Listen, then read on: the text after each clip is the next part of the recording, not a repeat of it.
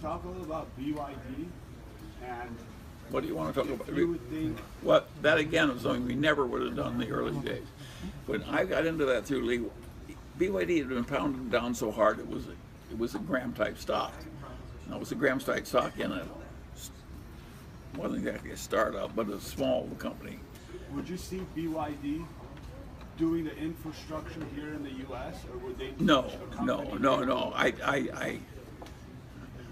BYD's now going into monorails. They'll do monorails in China. They wouldn't do that here in the U.S. though. Oh, they would, but I think they would be pretty dumb. Monorails in the U.S. have been a peanut business forever. Hard.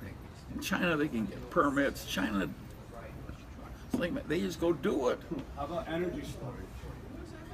Well, the BYD's big in energy storage already. Is that happening here in the U.S.? Of course, everybody's going to do energy storage. You got to time shift the power if it comes from either the sun or the wind. How would you? Of course, there's going to be a lot of storage. This might sound like Max Planck chauffeur kind of knowledge, but when it comes to finding the sellout price, the intrinsic value of the company, you want to compare that to the market cap. Of what?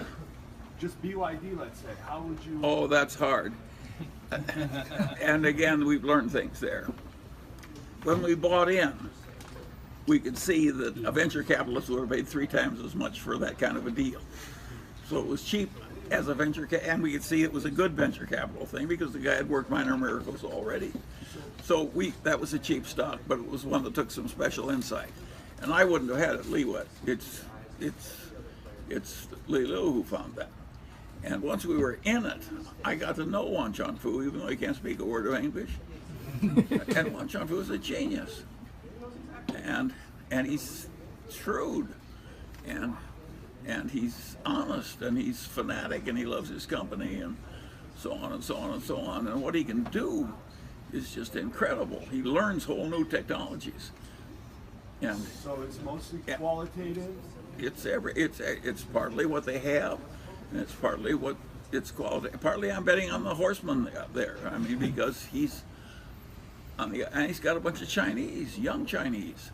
You can't believe what those employees do. He's got 230,000 Chinese working for him.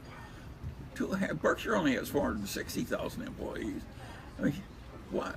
It's a lot of employees, and they can do things you can't believe. You look at those young Chinese girls.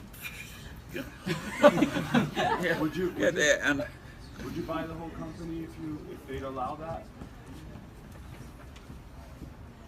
Or I don't think so, because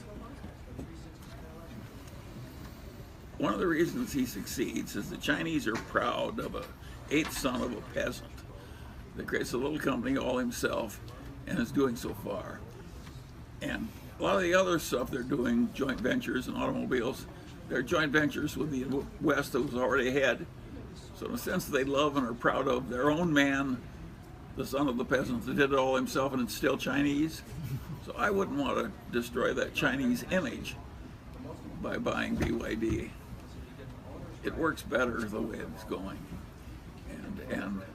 But you're right, I'm betting to some extent on a person. I was in their battery separator plant. There are about 5 companies on Earth that don't make battery separators. That goo comes by laterally and hangs together through its own chemical something cohesion.